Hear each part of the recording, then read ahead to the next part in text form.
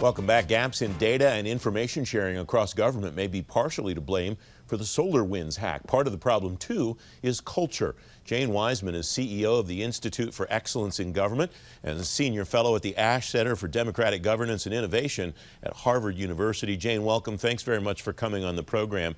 How are agencies and organizations that are sharing data well doing it? What are the secrets? So the secrets are actually no different than the secrets of success in anything. Two things: vision and persistence. So in terms of vision, I think it matters both at the senior executive level, whether that's a cabinet secretary, a deputy secretary, a mayor, county exec, governor, that the senior official has a vision for data.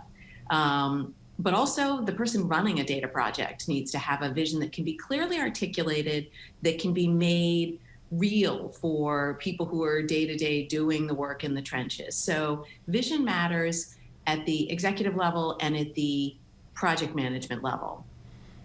And then I think diligence matters because data sharing is hard. You know, one of the best examples is the Allegheny County Human Services Data Warehouse. It took a decade to build it. It took some outside funding. It took some really getting to crisis level with some child welfare problems to really force innovative thinking.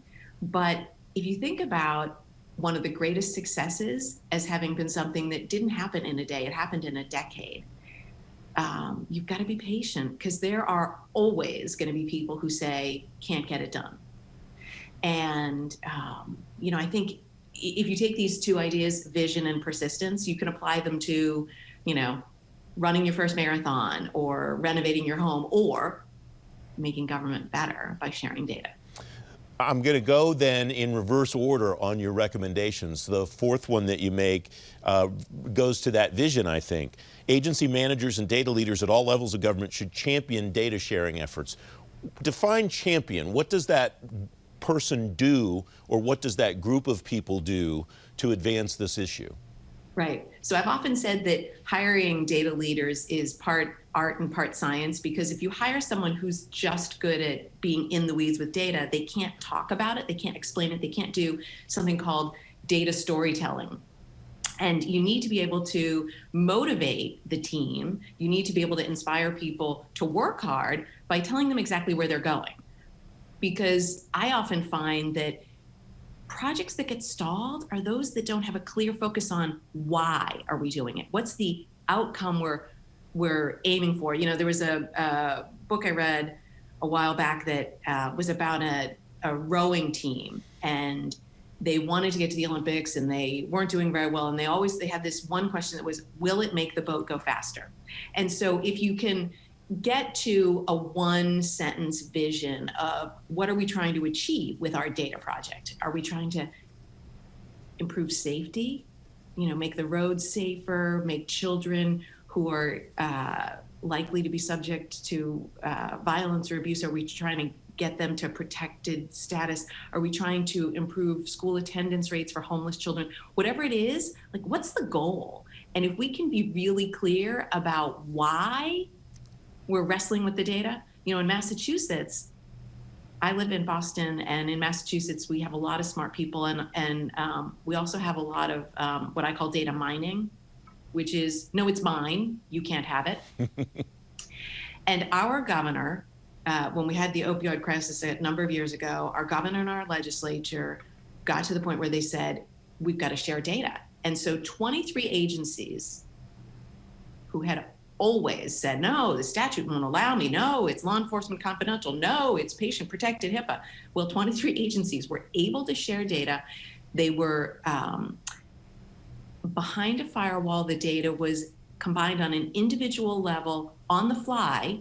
Even the data scientists running the algorithms didn't get to see the combined data. They could only see the results of the data. It was really a masterful thing. But the legislature required that these 7 data questions about why people were dying of opioid overdoses, those questions had to be answered by a deadline.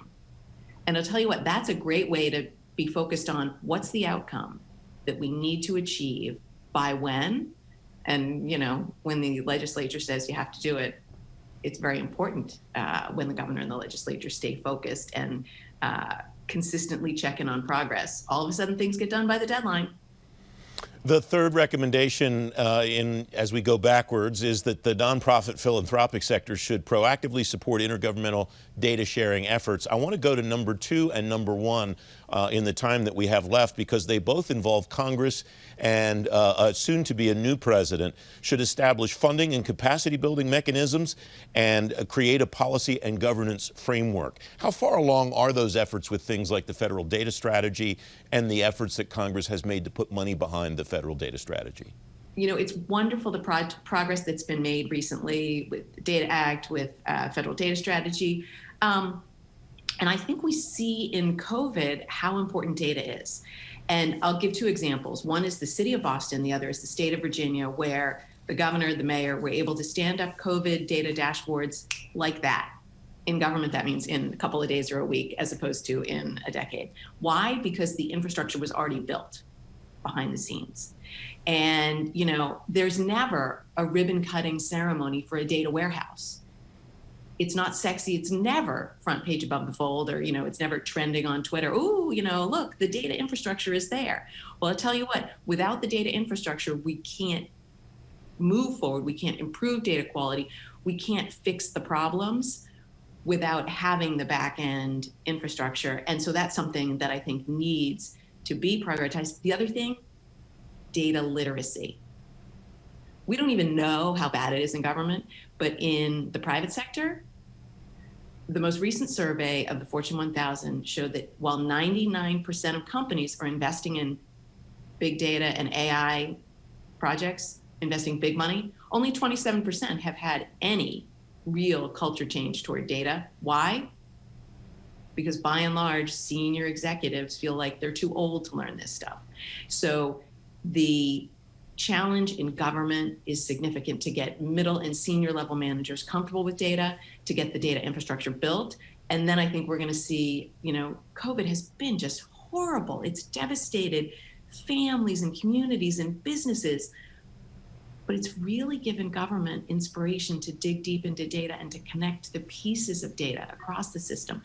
And I think we have momentum to keep that going. And I'm really excited about that possibility of the forward momentum. Jane Wiseman, thanks very much for joining me. I appreciate your time today. Thank you.